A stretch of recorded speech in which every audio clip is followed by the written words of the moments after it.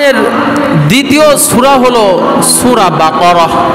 সূরা বাকারাহ পবিত্র কোরআনের সবচেয়ে বড় সূরা, 286 আয়াত। সূরাটা মাদানী, অর্থাৎ আল্লাহ রাসূল সাল্লাল্লাহু আলাইহি ওয়াসাল্লাম যখন মদিনায় বসবাস করতেন তখন এই সূরাটি অবতীর্ণ হয়। আল্লাহ রাব্বুল আলামিন এই সূরার মধ্যে বলেন, আলিফ লাম মিম যালিকাল কিতাবু লা রাইবা ফি। এটা এমন একটি গ্রন্থ যার মধ্যে বিন্দু পরিমাণ কোনো সন্দেহ নাই। কি বলেন? এই যে পবিত্র কোরআন, এই কোরআনের মধ্যে মনে হয় কোনো সন্দেহের অবকাশ আছে? আছে? নাই। আল্লাহ রাব্বুল আলামিন আগে বলতেছে, ও মুমিনরা, তোমরা সর্বপ্রথম আগে জেনে রাখো আমি এই কোরআনের মধ্যে যা কিছু উল্লেখ করব কোনোটা ভুল নয়, এক বিন্দু পরিমাণ সন্দেহ করার অবকাশ নাই। হুদাল্লিল মুত্তাকিন, যে মুত্তাকিদের জন্য হেদায়েত, আর যারা হেদায়েত প্রাপ্ত তারা জান্নাতি, সুবহানাল্লাহ। আর যারা গোমরাহ তারা জাহান্নামী। এখন হুদাল্লিল মুত্তাকিন, মুত্তাকিদের জন্য হেদায়েত। মুত্তাকি কারা? আল্লাযীনা ইউমিনুনা বিল গায়ব ওয়া ইউকিমুনাস সালাহ ওয়া মিম্মা রাযাকনাহুম ইউনফিকুন। আল্লাহু আকবার। মুত্তাকি হলো তারা আল্লাযীনা ইউমিনুনা বিল গায়ব, যারা অদৃশ্যের প্রতি ঈমান আনয়ন করেছে। আমি আল্লাহ রাব্বুল আলামিনকে যারা দেখে নাই তারপরেও আমার প্রতি যারা বিশ্বাস স্থাপন করেছে। আমার রাসূল জনাবে মুহাম্মদুর রাসূলুল্লাহ সাল্লাল্লাহু আলাইহি ওয়াসাল্লামকেও যারা পায় নাই, দেখে নাই, তাকে রাসূল হিসাবে স্বীকৃতি দিয়েছে। আমার ফেরেশতা তাদেরকেও যারা দেখে নাই তারপরেও তাদের উপর ঈমান এনেছে, বিশ্বাস স্থাপন করেছে। কিয়ামত হবে, কিয়ামতকে দেখে নাই, তার উপর বিশ্বাস স্থাপন করেছে। কবর দেখে নাই, কবরের উপর বিশ্বাস স্থাপন করেছে। মানুষের তাকদীরে কখনো ভালো হবে, কখনো খারাপ হবে। এই ভালো মন্দ তাকদীরের উপর যারা বিশ্বাস স্থাপন করেছে, সব কিছু অদৃশ্য, কথা বলুন ঠিক কিনা? এই অদৃশ্যের প্রতি যারা বিশ্বাস স্থাপন করেছে তারা হলো মুত্তাকি। আর এই সকল মুত্তাকিদের জন্য হেদায়েত, সুবহানাল্লাহ। ওয়া ইউকিমুনাস সালাহ, আর যারা নামাজ কায়েম করে, শুধু নামাজ পড়লে হবে না, নামাজ প্রতিষ্ঠা করতে হবে, নামাজ কায়েম করতে হবে। নিজের নামাজ পড়া আর নামাজ কায়েম করা কখনো এক হতে পারে না। তুমি নামাজ পড়ো, তোমার পরিবার, তোমার পরিজন নামাজ পড়ে না, তাহলে তুমি নামাজ আদায় করেছো কিন্তু তুমি নামাজ কায়েম করতে পারো নাই, কথা বলুন ঠিক কিনা? আল্লাহ রাব্বুল আলামিন এখানে কিন্তু নামাজ আদায় করার কথা বলে নাই, নামাজ পড়ার কথা বলে নাই।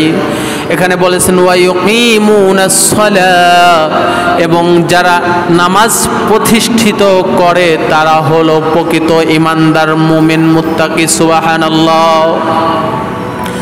তারপরে মুমিনের সিফাত বর্ণনা করতে গিয়ে বলেন আমিম্মা রাযাকনাহুম ইউনফিকুন, আর প্রকৃত মুত্তাকি হলো তারা যাদেরকে আমি যেই রিজিক দিয়েছি এই রিজিক থেকে যারা ব্যয় করে, সুবহানাল্লাহ। তাহলে এই যে আমি কিন্তু প্রথমে বলেছি, এই যে আমরা যা কিছু উপার্জন করি এই সব কিছু কে দিয়েছেন? আল্লাহ। অমিম্মা রাযাকনাহুম, আমি তাদেরকে যে রিজিক দিয়েছি, তার মানে আমি আপনি যত রিজিকই পাই না কেন, যত সম্পদের মালিক হই না কেন, যদি আল্লাহ না দিতেন আমাদের দ্বারা কখনো সম্ভব হইতো না। আমি একটা কথা বরাবরই বলে থাকি, মানুষ তার শক্তি বলে, তার বুদ্ধি বলে, তার মেধা শক্তিতে, তার দৈহিক শক্তিতে কখনোই সে কোনো কিছু উপার্জন করতে পারে না, যদি আল্লাহ রব্বুল আলামিন তাকে না দেয়। দেখবেন সমাজের মধ্যে অনেক ধনী শ্রেণীর লোক আছে যারা একদম হ্যাংলা পাতলা, শরীরে কোনো শক্তি নাই, কিন্তু তার টাকা পয়সার অভাব নাই। যে হুজুর সে মনে হয় বুদ্ধির বলে, দেখবেন সে একদম গণ্ডমূর্খ, তার কোনো বুদ্ধিও নাই। আবার দেখবেন অনেকে একদম প্রতিবন্ধী, অনেকে বিশেষ করে যুবক ভাইরা চিনে থাকবেন, মিরাজ আফ্রিদি নামে একজন যুবক আছে বর্তমান কন্টেন্ট ক্রিয়েটার, তার দোনো হাত নাই, পাবনার ছেলে, তার এখন বর্তমান টাকা পয়সার অভাব নাই, সে শিক্ষিতও না, মূর্খ। তাহলে আমাদের বুঝতে হবে রিজিক দেওয়ার মালিককে। এখন ওই প্রভু বলতেছে রিজিক তো আমি দিলাম, কিন্তু তুমি রিজিক পাওয়ার পর মুত্তাকি কখন হবে? অমিম্মা রাযাকনাহুম ইউফিকুন, আমি তোমাদেরকে যে রিজিক দিয়েছি এই রিজিক থেকে যখন তোমরা ব্যয় করবা, আমার রাস্তায় ব্যয় করবা, মানব কল্যাণে যখন ব্যয় করবা, তখন তুমি দানশীল হইবা, তখন তুমি মুত্তাকি। সুবহানাল্লাহ। আল্লাহ রাব্বুল আলামিন অপর এক আয়াতে বলেন, ইয়া আইয়ুহাল্লাযীনা আমানু আনফিকু মিম্মা রাযাকনাকুম মিন ক্বাবল আন ইয়াতিয়া ইয়াউমুন লা বাইউন ফীহি ওয়ালা খুল্লাতুন ওয়ালা শাফাআ ওয়াল কাফিরুনা হুমুজ যালিমুন। আল্লাহ রাব্বুল আলামিন পবিত্র কোরআনে বলেন, ও ঈমানদারগণ, ওই দিন আসার পূর্বেই তোমরা দান করো, যেই দিন আর কোনো ক্রয় বিক্রয়ের সময় থাকবে না, যেই দিন কোনো কিছু ক্রয় করতে পারবা না, কোনো কিছু বিক্রয় করতে পারবা না, সেই দিনের পূর্বেই তোমরা দান করো, তোমরা ব্যয় করো। ওয়ালা খুল্লাতু, যেই দিন কোনো বন্ধু কাজে আসবে না, সেই দিন আসার পূর্বেই তুমি তোমার সম্পদ থেকে তুমি ব্যয় করো, দান করো। ওয়ালা শাফাআ, সেই দিন আসার পূর্বেই তুমি তোমার সম্পদ থেকে ব্যয় করো, যেই দিন তোমার কোনো সুপারিশকারী থাকবে না, কারো সুপারিশ গ্রহণ করা হবে না। আল্লাহ রাব্বুল আলামিন এই আয়াতে কারিমায় বুঝাতে চাইতেছেন, ও মুমিনগণ, ও ঈমানদার মুসলমান, আল্লাহর বান্দা, আমি তোমাদেরকে যেই অর্থ সম্পদ দিয়েছি, তোমরা সেই অর্থ সম্পদ থেকে তোমাদের জিন্দেগি থাকতেই তোমরা ব্যয় করো। কারণ কখন কিয়ামত এসে যাবে, কখন তোমার হায়াতের জিন্দেগি শেষ হয়ে যাবে, কারণ মানুষের চোখ বুঝলেই ওই মানুষের জন্য কিয়ামত শুরু হয়ে যায়। কথা বলুন ঠিক কিনা? আমি আপনি যতক্ষণ বেঁচে আছি, আমার আপনার জন্য হয়তোবা কিয়ামত আসতে অনেক দেরি, কিন্তু যে ব্যক্তি মৃত্যু বরণ করেছে তার মৃত্যু আসার সাথে সাথেই তার জন্য কিয়ামত। আল্লাহ রাব্বুল আলামিন বলেন, কিয়ামত আসার পূর্বেই তোমরা তোমাদের সম্পদ থেকে ব্যয় করো, তোমরা তোমাদের সম্পদ থেকে দান করো, কারণ কাল কিয়ামতের দিন যখন তোমার নেকির কোনো ঘাটতি হবে, তুমি তোমার এই অর্থ সম্পদ আর ক্রয় বিক্রয় করতে পারবা না। এই অর্থ সম্পদের বিনিময়ে কাল কিয়ামতের দিন কোনো নেকি অর্জন করার সুযোগ নাই। কথা বলুন ঠিক কিনা? কাল কিয়ামতের দিন আমার আপনার অর্থ সম্পদ দ্বারা কোনো নেকি অর্জন করার কোনো মাধ্যম আছে? ওয়ালা খুল্লাতু, এবং কিয়ামতের দিন তোমার কোনো বন্ধুও থাকবে না। তোমার কোনো নেকির যদি শর্ট পড়ে যায়, কম হয়ে যায়, তুমি তোমার কোনো বন্ধুকে পাইবা না যে তোমাকে কিছু নেকি দিয়া তোমাকে নাজাত দিয়ে দিবে। কথা বলুন ঠিক কিনা? কাল কিয়ামতের দিন বান্দার যখন নেকির ঘাটতি এসে যাবে, সে দৌড়াইতে থাকবে তার প্রিয়তমা স্ত্রীর সাথে দেখা। ও আমার প্রিয়তমা, তুমি দুনিয়াতে আমার কত আদরের ছিলা, আমার কত মোহাব্বতের ছিলা, আমার প্রিয় স্ত্রী ছিলা। তোমার জন্য আমি কি করি নাই? তোমার জন্য তো আমি আমার পুরা জিন্দেগিটাই শেষ করে দিয়েছিলাম। আজ আমি আল্লাহ তাআলার কাছে ধরা খেয়ে গিয়েছি। আমার অল্প কিছু নেকির জন্য আমি আটকে আছি। ও আমার প্রিয়তমা স্ত্রী, তুমি যদি আমাকে অল্প কিছু নেকি দিয়ে দাও, তাহলে আমি আল্লাহ রাব্বুল আলামিনের কাছে পার পেয়ে যাব, মুক্তি পেয়ে যাব, আমি জান্নাতে চলে যেতে পারবো। স্ত্রী বলবে, ও আমার স্বামী, তোমারও যেই দশা আমারও সেই দশা, আমি দিতে পারবো না। এভাবে তুমি তোমার ভাই, ব্রাদার, বন্ধু বান্ধব, কলিজার টুকরা সন্তানদের কাছেও যখন যাইবা, তোমার কলিজার টুকরা সন্তানেরাও তোমাদেরকে অস্বীকার করে ফেলবে। এজন্য আল্লাহ রাব্বুল আলামিন বলেন, ওয়ালা খুল্লাতু, কিয়ামতের দিন তোমার কোনো বন্ধু বান্ধব কাজে আসবে না। ওয়ালা শাফাআত, এবং তোমার জন্য কোনো সুপারিশকার থাকবে না, তোমার জন্য কোনো সুপারিশকারী থাকবে না। শুধুমাত্র যাকে আল্লাহ রাব্বুল আলামিন সুপারিশ করার নির্দেশ দিবেন, ওই ব্যক্তি ব্যতীত কাল কিয়ামতের দিন আমার আপনার জন্য কোনো সুপারিশকার থাকবে না।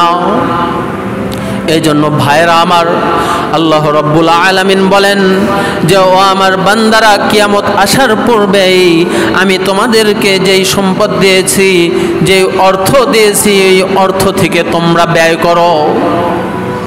আল্লাহ রাব্বুল আলামিন অপর আয়াতে বলেন, মান যাল্লাযী ইকরিদুল্লাহ করদান হাসানা فيضاعف له أضعافا كثيرا والله يقبض ويبسط وإليه ترجعون الله أكبر আল্লাহ রাব্বুল আলামিন বলেন, ও আমার বান্দারা, তোমাদের মধ্যে কে আছো যে মহান আল্লাহ রাব্বুল আলামিনকে উত্তম রূপে ঋণ দিবে, উত্তম রূপে ঋণ দিবে, করদান হাসানা ফাইদাইফ লাহু আদআফান কাসীরা, আর আল্লাহ রাব্বুল আলামিন তোমার দেওয়া সেই ঋণকে বহু গুণে বাড়িয়ে দেবে। সুবহানাল্লাহ। আল্লাহু ইয়াকবিদু ওয়া ইয়াবসুত, আল্লাহ রাব্বুল আলামিন চাইলেই তোমার রিজিক সংকীর্ণ করে দিতে পারে। ওয়া ইয়াবসুত, আর আল্লাহ রাব্বুল আলামিন যদি চায় তোমার রিজিককে প্রশস্ত করে দিবে। সুবহানাল্লাহ। ওয়া ইলাইহি তুরজাউন, সব শেষে তোমাকে তার দিকেই প্রত্যাবর্তন করতে হবে, তার দিকে ফিরে যেতে হবে। কথা বলুন ঠিক কিনা? সর্বশেষ আমাদেরকে কার দিকে ফিরে যেতে হবে? আল্লাহ রাব্বুল আলামিনের দিকেই আমাদের ফিরে যেতে হবে। মিনহা খালাকনাকুম ওয়া ফিহা নুঈদুকুম ওয়া মিনহা নুখরিজুকুম তারাতান উখরা। আল্লাহ রাব্বুল আলামিন আমাদেরকে মাটি থেকে সৃষ্টি করেছে, আবার মাটিতেই আমাদের ফিরে যেতে হবে। আবার পুনরায় আল্লাহ রাব্বুল আলামিন ওই মাটি থেকেই আমাদেরকে উত্থাপিত করবেন। সুবহানাল্লাহ। এই জন্য প্রিয় ভাইরা আমার, আল্লাহ রাব্বুল আলামিন এই আয়াতে বলেন, মান যাল্লাযী ইকরিদুল্লাহ করদান হাসানা, তোমাদের মধ্য থেকে কে আছো যে আল্লাহকে উত্তম ভাবে ঋণ দিবে?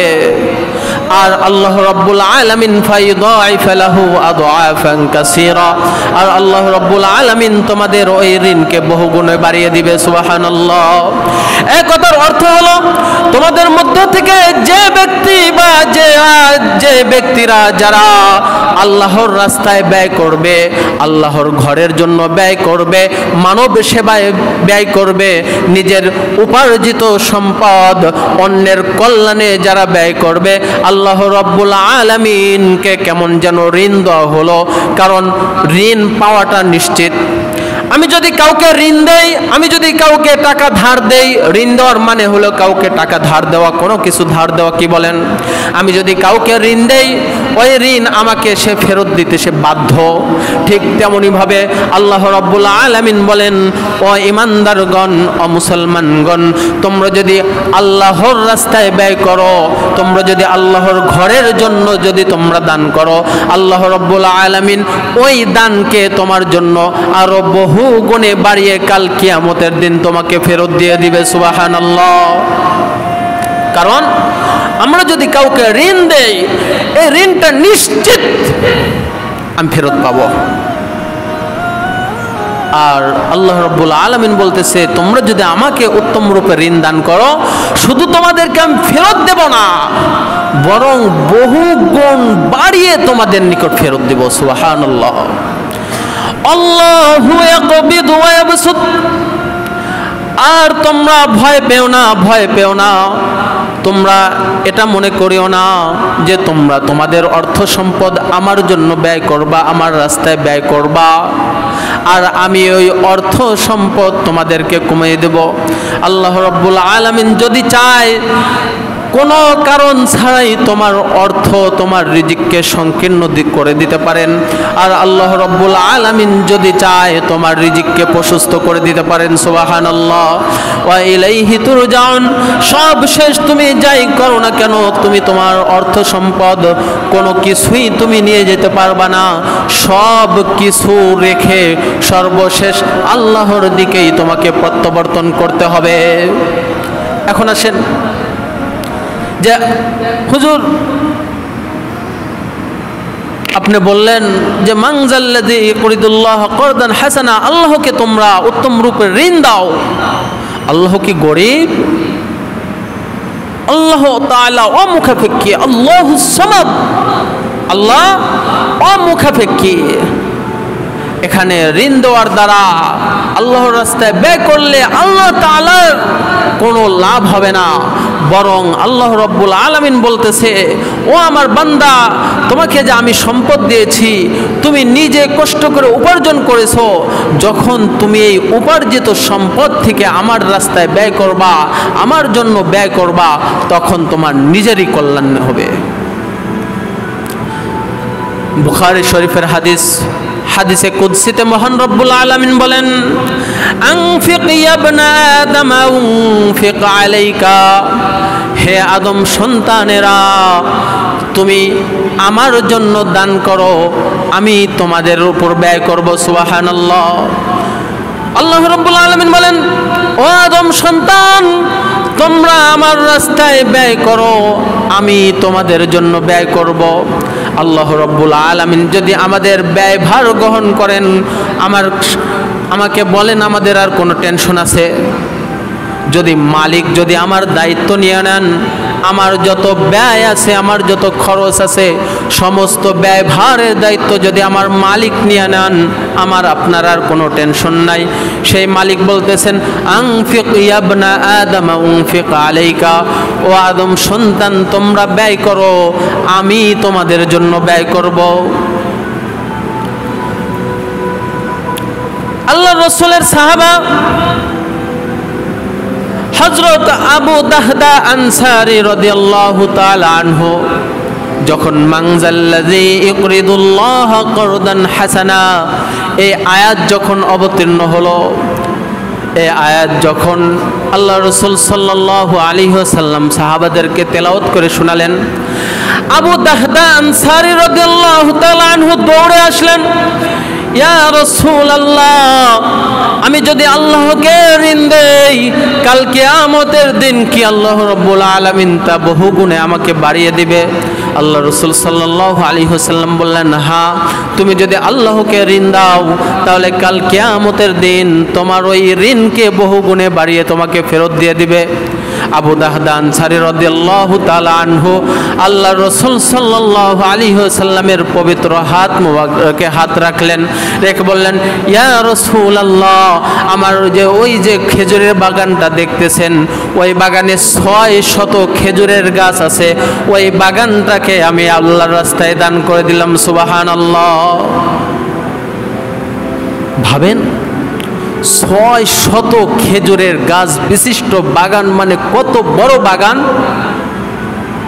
600 খেজুরের বাগান, 600 খেজুরের গাছ বিশিষ্ট একটা বাগান মানে আমাদের বাংলাদেশকে কিনে নেওয়া যাবে এমন অর্থ তাদের আসে। কি বলেন?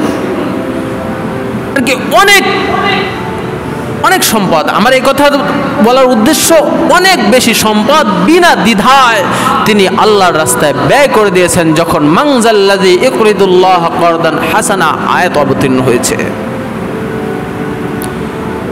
হযরত আবু দাহদান আনসারী রাদিয়াল্লাহু তাআলা আনহু, তার বাড়িঘর সবকিছুই ওই বাগানের মধ্যে ছিল। যায় তার বিবিকে বলতেছে, ও আমার বিবি, ও আমার সন্তানেরা, আজ থেকে আমাদের আর এখানে থাকা হবে না, কারণ এই বাগানটা আমি আল্লাহ রাসূল সাল্লাল্লাহু আলাইহি ওয়াসাল্লামকে দান করে দিয়েছি। চলো আমরা অন্য কোথাও চলে যাই। যেমন স্বামী তেমন স্ত্রী তেমন সন্তান। সুবহানাল্লাহ। আল্লাহ রাব্বুল আলামিন অমুখাপেক্ষী, তিনি ধনী আমরা গরিব। হাদিসে কুদসিতে বুখারী শরীফের হাদিস, আল্লাহ রাব্বুল আলামিন বলেন, হা আনতুম হাউলাই তুদাউনা।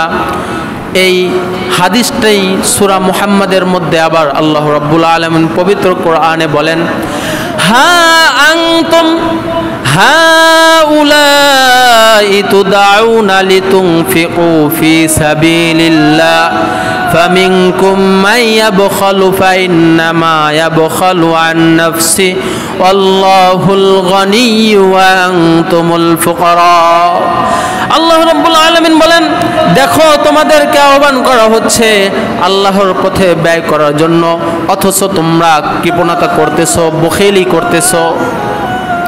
দেখো দেখো তোমাদেরকে আল্লাহর রাস্তায় ব্যয় করার জন্য আহ্বান করা হচ্ছে।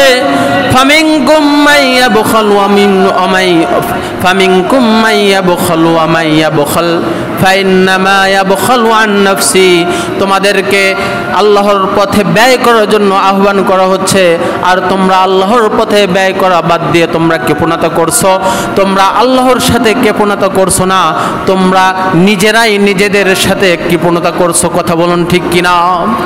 আল্লাহুল গনিয়্যু, তোমরা জেনে রাখো আল্লাহুল গনিয়্যু, আল্লাহ রাব্বুল আলামিন ধনী, ওয়া আনতুমুল ফুকারা, আর তোমরা হলো নিঃস্ব, তোমরা হলো গরিব। সুতরাং তোমরা যে আল্লাহর পথে ব্যয় করতেছো না, এটা তোমরা নিজেরাই নিজেদের উপর জুলুম করতেছো। আল্লাহ তাআলার কোনো সমস্যা নাই, কারণ আল্লাহ ধনী আর তোমরা হলো গরিব। আল্লাহ রাসূল সাল্লাল্লাহু আলাইহি ওয়াসাল্লাম কত বড় দানশীল ছিলেন।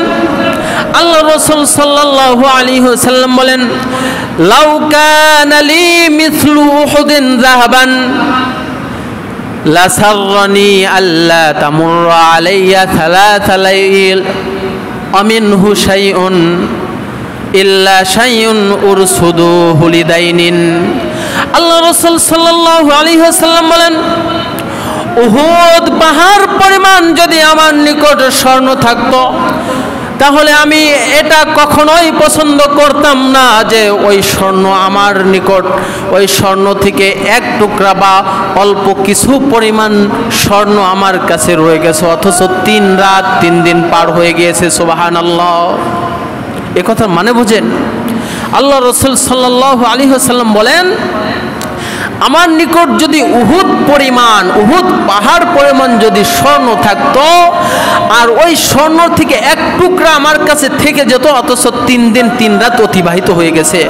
অর্থাৎ এই 3 দিন 3 রাতের মধ্যে সমস্ত স্বর্ণ আমি ব্যয় করে দিতাম, সমস্ত স্বর্ণ আমি দান করে দিতাম। সুবহানাল্লাহ।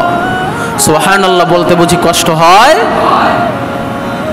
হ্যাঁ, তবে যদি আমার কোনো ঋণ থাকতো, তবে ওই ঋণ পরিশোধ করার জন্য আমি কিছু স্বর্ণ রেখে দিতাম।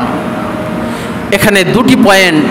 একটি পয়েন্ট হলো আল্লাহ রাসূল সাল্লাল্লাহু আলাইহি ওয়াসাল্লাম যা উপার্জন করেছে কখনো এক কিঞ্চিত পরিমাণ কালকের জন্য রেখে দেন নাই, আর দ্বিতীয়ত তিনি কখনো ঋণ রাখে নাই। অর্থাৎ যদি কখনো ঋণের প্রয়োজন হয়েছে, ঋণ নিয়েছে, কিন্তু যথাসময়ে ওই ঋণ পরিশোধ করে দিয়েছে। কারণ আল্লাহ রাসূল সাল্লাল্লাহু আলাইহি ওয়াসাল্লামের এক হাদিস, যে তোমরা যুদ্ধ করতে করতে শহীদ হয়ে গিয়েছো, শহীদের সমস্ত গুনাহ মাফ হবে, তবে তার ঋণ রেখে যদি সে মারা যায়, যতদিন পর্যন্ত তার পক্ষ থেকে ঋণ পরিশোধ না করা হবে সে মাফ পাবে না। এজন্য ভাইয়েরা আমার, আমরা যদি ঋণ থাকে আমরা আমাদের ঋণগুলোকে পরিশোধ করে দিব। আর আমরা আগামীকাল কি খাবো, কিভাবে বাঁচবো, এর ফয়সালা আল্লাহ রাব্বুল আলামিন করে রেখেছে। আমরা দান করতে কৃপণতা করব না। আল্লাহ রাসূল সাল্লাল্লাহু আলাইহি ওয়াসাল্লাম বলেন, যারা দানশীল ব্যক্তি তারা মানুষের নিকট প্রিয়, আল্লাহ তাআলার নিকট প্রিয়, এবং তাদের জন্য অপেক্ষা করে আছে জান্নাত। সুবহানাল্লাহ। আর যারা কৃপণ তারা মানুষের কাছে অপ্রিয়, মানুষের নিকট অপছন্দনীয়, তারা কখনো মানুষের ভালোবাসা অর্জন করতে পারে না, তারা আল্লাহ তাআলার নিকটও কখনো প্রিয় হতে পারে না, তারা আল্লাহ তাআলার নিকটও পছন্দর পাত্র হতে পারে না। আর তাদের জন্য কখনোই জান্নাত অপেক্ষা করতেছে না, তাদের জন্য জাহান্নাম অপেক্ষা করতেছে। এজন্য ভাইরা আমার, আমাদের কৃপণ হওয়া যাবে না। আল্লাহ রাসূল সাল্লাল্লাহু আলাইহি ওয়াসাল্লাম অপর এক হাদিসে বলেন, লা ইয়াজতামিউশ শুহু ওয়াল ঈমানু ফি কলবি আবদিন আবাদান। আল্লাহ রাসূল সাল্লাল্লাহু আলাইহি ওয়াসাল্লাম বলেন, কৃপণতা আর ঈমান কখনো মুমিনের অন্তরে একসাথে বসবাস করতে পারে না। কথা বলুন ঠিক কিনা? আল্লাহ রাসূল সাল্লাল্লাহু আলাইহি ওয়াসাল্লাম বলেন, যে ব্যক্তি ঈমানদার, যে ব্যক্তি মুমিন, তার মধ্যে কখনো কৃপণতার মতো খারাপ গুণ থাকতে পারে না, সে কখনো কৃপণ হতে পারে না। যে মুমিন সে হবে দানশীল, সে কখনো কৃপণ হবে না। আর যে ব্যক্তি কৃপণ হবে সে কখনো কি হবে না, মুমিন হতে পারবে না। কথা বলুন ঠিক কিনা? এটা আমার কথা নয়, আল্লাহ রাসূল সাল্লাল্লাহু আলাইহি ওয়াসাল্লামের কথা। যে ব্যক্তি কৃপণ সে কখনোই মুমিন হতে পারবে না। আর যে মুমিন তার মধ্যে কৃপণতার মতো নিকৃষ্ট গুণ থাকতে পারে না। আল্লাহ রাসূল সাল্লাল্লাহু আলাইহি ওয়াসাল্লাম বলেন, লা ইয়াদখুলুল জান্নাতা খিব্বুন ওয়ালা বাখিলুন ওয়ালা মান্নান। আল্লাহ রাসূল সাল্লাল্লাহু আলাইহি ওয়াসাল্লাম বলেন, তিন ব্যক্তি কখনোই জান্নাতে যেতে পারবে না।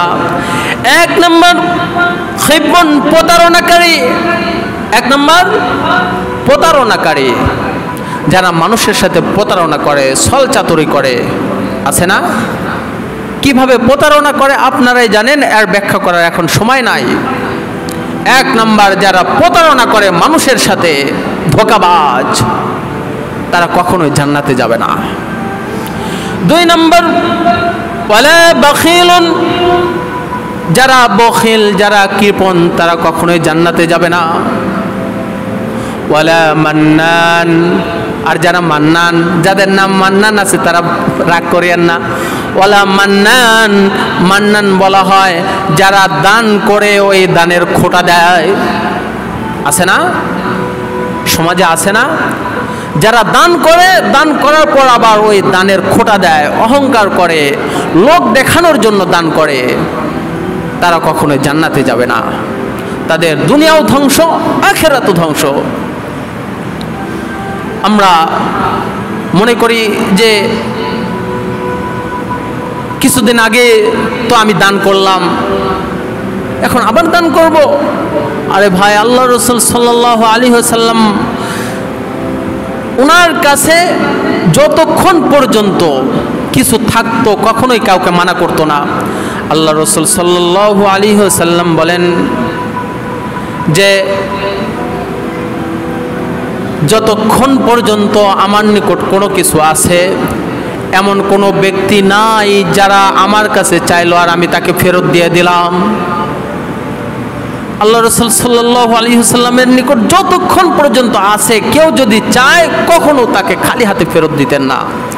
আর আমরা যদি মসজিদের অনেক প্রয়োজন থাকে, অনেক সময় অনেক প্রয়োজনে অনেক ভাইদের কাছে আমরা চাই, আবার যদি প্রয়োজন দেখা দেয়, আবার যদি চাই, প্রকাশ্যে যদি নাও বলে, মনে মনে বলে হুজুর কি শুরু করেছে, কিছুদিন আগেও এই জন্য হুজুর চাইলো দিলাম, আবার এসেছে। কিন্তু আল্লাহ রসুলের গুণ তো এটা নয়। তোমার নিকট যতক্ষণ আছে, যতক্ষণ পর্যন্ত তোমার কাছে চাওয়া হবে, তোমার দিতে হবে।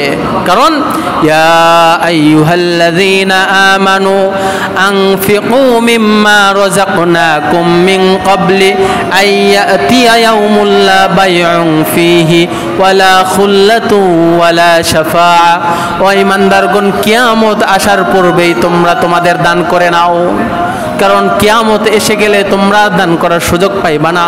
তোমাদের এই আসবাবপত্র, তোমাদের ব্যবসায়িক পণ্য আর ক্রয় বিক্রয় করে নেকি অর্জন করার সুযোগ পাইবা না। তোমাদের বন্ধুও থাকবে না, তোমাদের সুপারিশকারীও থাকবে না।